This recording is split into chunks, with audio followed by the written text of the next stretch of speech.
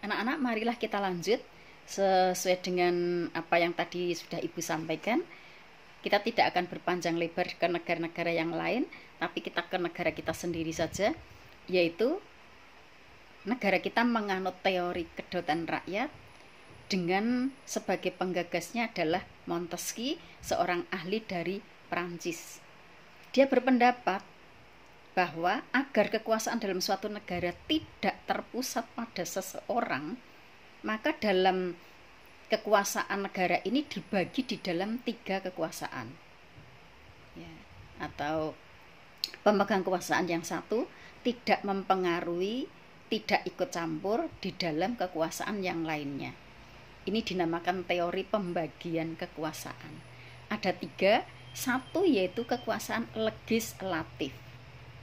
Kekuasaan legislatif adalah kekuasaan membuat undang-undang, ya, membuat undang-undang. Kekuasaan legislatif ini di negara kita dipegang oleh Presiden dan DPR. Di dalam pembuatan undang-undang, anak-anak masih ingat ya, peraturan perundang-undangan di negara kita ini sudah pernah dibahas ya, kelas 8 juga pernah dibahas. Peraturan perundang-undangan di negara kita yang tertinggi sendiri itu apa? Masih ingat enggak? Yang pertama yaitu Undang-Undang Dasar Negara Republik Indonesia tahun 1945. Siapa yang membuat? PPKI. 18 Agustus disahkan. Yang kedua, ketetapan MPR. Namanya ketetapan MPR, sing gawe sapa yo mesti MPR.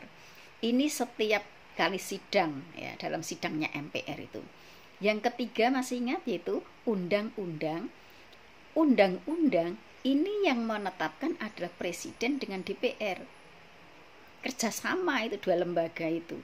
Seandainya sampai nanti undang-undangnya itu belum bisa diundangkan, belum jadi, maka pemerintah atau Presiden berkewajiban untuk membuat perpu, peraturan pemerintah pengganti undang-undang.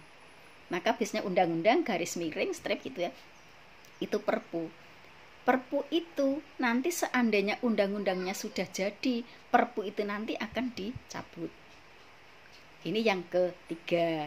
Terus yang keempat yaitu peraturan pemerintah, PP, ditetapkan oleh pemerintah. Pemerintah berarti presiden.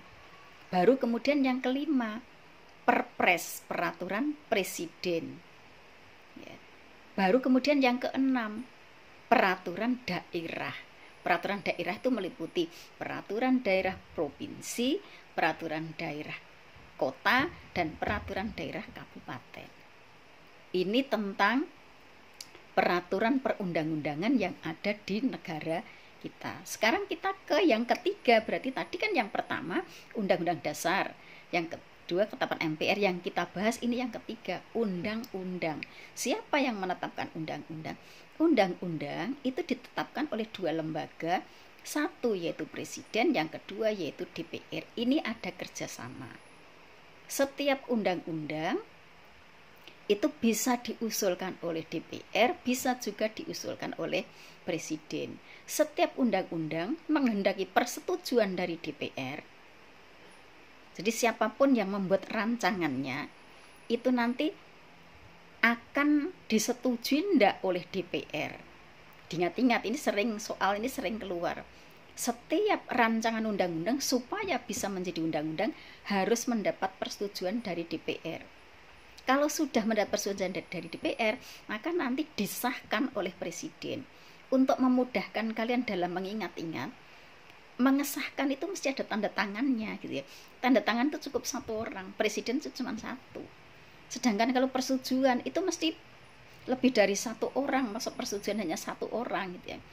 DPR itu jumlahnya anggotanya banyak anak-anak, maka setiap rancangan undang-undang supaya bisa menjadi undang-undang harus mendapatkan persetujuan dari DPR, dan kalau sudah mendapatkan pengesahan dari Presiden. Ini tentang kekuasaan legislatif, kekuasaan membuat undang-undang. Sekarang yang kedua yaitu kekuasaan eksekutif. Kekuasaan eksekutif adalah kekuasaan untuk melaksanakan undang-undang, menjalankan undang-undang. Kalau undang-undang itu sudah jadi, siapa yang menjalankan? Di negara kita yang menjalankan undang-undang adalah pemerintah.